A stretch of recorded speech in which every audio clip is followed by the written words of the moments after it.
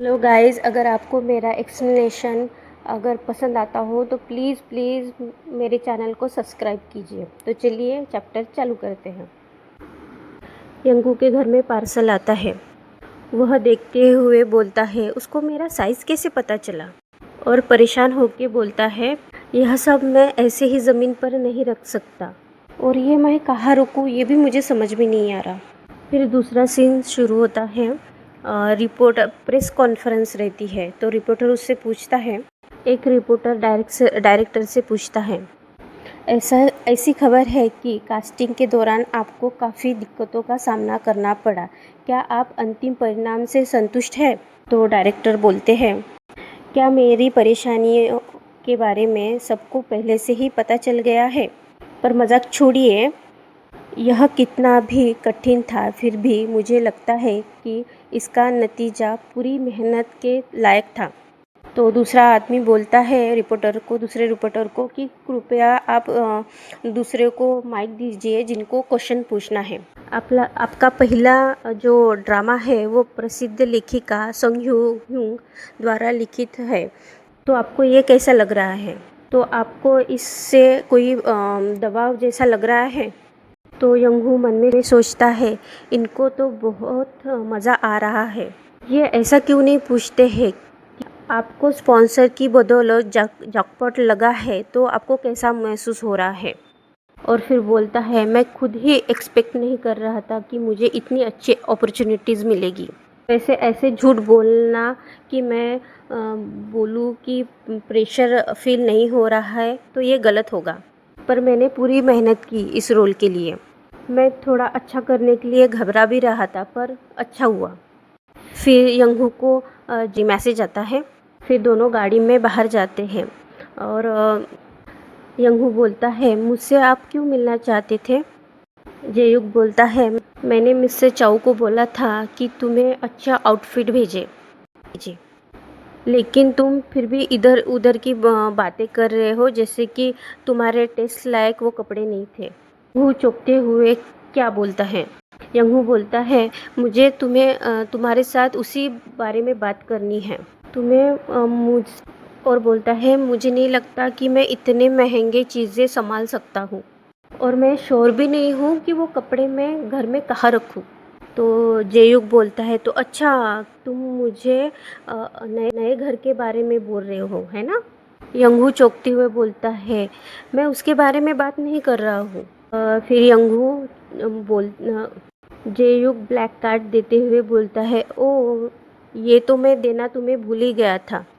तुम्हें नहीं पता स्पॉन्सर क्या करते हैं? प्लीज़ नाटक मत करो जैसे कि तुम्हें पता ही ना हो कि वो क्या करते हैं। इट्स फाइन, तुम रख लो ये।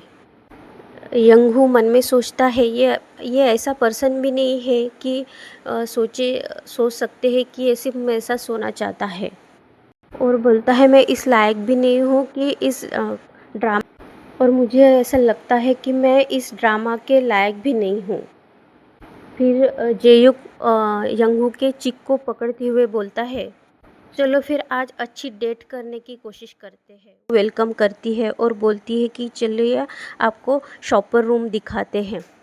और वो लड़कियों को बोलता है कि वो आज हमारे शोरूम में ही आएगा, और प्लीज़ मेरा जो मेहमान है वो इन सब चीज़ों की कदर नहीं करता।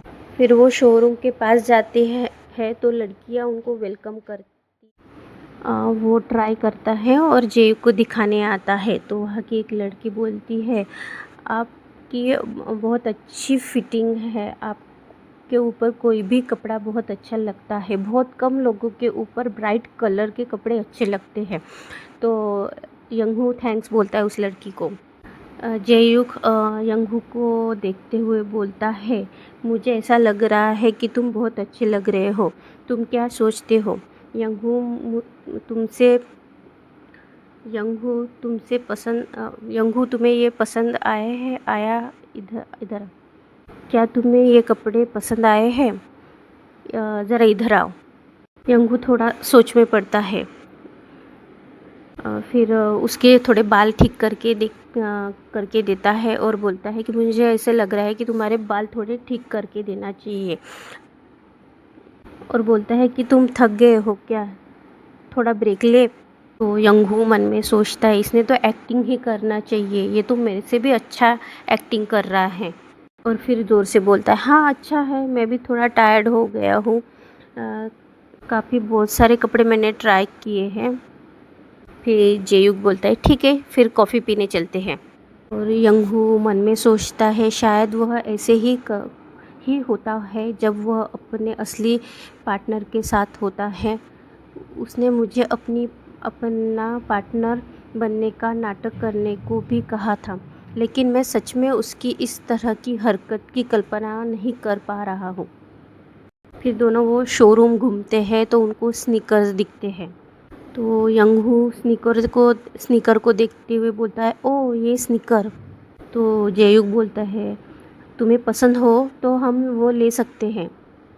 तो यंगू बोलता है नहीं, मेरे भाई ने इस स्नीकर के बारे में बताया था। तो जेयुक बोलता है ठीक है तुम अपने फैमिली के लिए गिफ्ट के तौर पे ले सकते हो। फिर वो गाड़ी का सीन दिखाते हैं, दोनों गाड़ी में बैठे रहते हैं। यंगू उसको थैंक्स बोलता है। तो यंगू बोलता है कि तुम्हें मेरे फैमिली के लिए भी गिफ्ट लेना ज़रूरी नहीं था। तो जेयुक बोलता है तुम्हें तो सिर्फ उसी वक्त अच्छा लगा था जब तुम अपने फैमिली के लिए ख़रीद रहे थे, तुम्हें वो सब फैमिली के लिए करना अच्छा लगता है ना। फिर यंगू बोलता है मैं अकेला ही इंसान हूँ जो उनके लिए ये सब कर सकता हूँ। तो जेयुक बोलता है और तुम्हारा क्या। तो यंगू थोड़ा चौंक जाता है और उसको जेयुक को देख के चौंक जाता है क्या। तो थोड़ा जेयुक गुस्से से उसको बोलता है ग्लैमरिंग गैमलिंग से हुए पिता के कर्ज को चुकाने के लिए दिन रात काम करके और एक सफल घर परिवार को संभाल के तुम्हें क्या मिलता है।